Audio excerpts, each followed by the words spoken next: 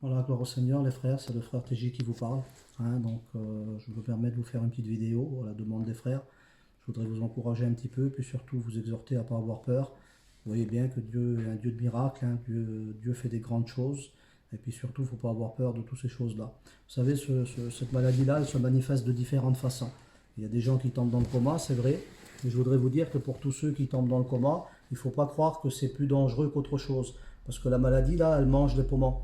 Et pour celui qui tombe dans le coma ou que les garagiers mettent dans le coma, c'est une bonne chose parce que ça permet qu'il puisse rester en confinement sans que la maladie elle mange les poumons. Ça veut dire que ceux qui sont dans le coma, ben, ils sont bien de cette façon-là parce que la maladie elle peut rien leur faire. Et puis tout doucement, après, au bout de 15 jours, 3 semaines, quand la maladie elle s'en va, parce qu'il n'y a pas de médicament pour cette maladie-là, au bout de 15 jours, 3 semaines, elle va s'en aller tout seul. Et ben après, une fois qu'elle sera partie, ben tout doucement, les garagiers, ce qu'ils vont faire, ils vont sortir des personnes du coma, et puis leurs poumons vont commencer à fonctionner tout seuls, ils vont retrouver leur métabolisme et puis leur faculté. Moi, je pense que c'est comme ça que ça se passera. Dieu, de toute façon, a tout dans ses mains, il va garder ses serviteurs, il va garder ses servantes, il ne faut pas avoir peur. Et puis pour ceux qui le contractent un peu plus facilement, il y en a peut-être plein qui vont le contracter comme une grippe. Pour eux, ce sera comme une grippe, ils vont le garder 15 jours, 3 semaines, ils vont avoir mal de tête, ils vont avoir des courbatures, ils vont avoir un petit peu des choses qui vont se passer comme ça. Il faut attendre, il faut laisser le temps faire, mais ça va pas tuer, hein. Il y en a qui peuvent être porteurs de cette maladie-là. Mais il vaut mieux l'attraper de cette façon-là. Et une fois qu'on l'a eu, au bout de 3 semaines, ben après, on devient, si vous voulez, au bout de 21 jours, éligible. Ça veut dire que la maladie, elle ne peut plus nous toucher. Donc, il vaut mieux être touché de cette façon-là.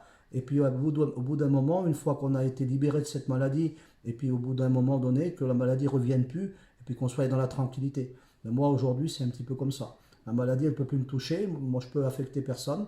Et puis moi, je n'ai pas besoin d'être, je peux pas être affecté non plus, parce que j'ai passé ce cap-là. Bon, je l'avais touché à peu près vers le 25. Hein.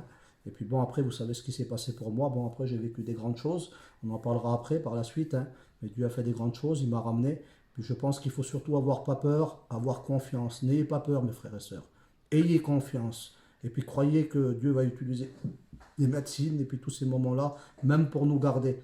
Pour ceux qui tombent dans le coma, n'ayez pas peur. Croyez que la médecine va vous aider à être préservé, à être gardé, et puis à ce que ça aille un petit peu plus longtemps. Ayez courage, mes frères et sœurs. Laissez passer ce cap-là. Le Seigneur m'a dit qu'il y aurait un grand réveil, que beaucoup de gens se tourneraient vers Dieu. Alors n'ayez pas peur. C'est vrai que certaines choses se passeront. On ne pourra peut-être pas faire autrement. On vit dedans. Mais bon, il faut avoir foi en confiance et puis croire que Dieu est là avec nous, qu'on n'est pas tout seul. Vous n'êtes pas tout seul de toute façon.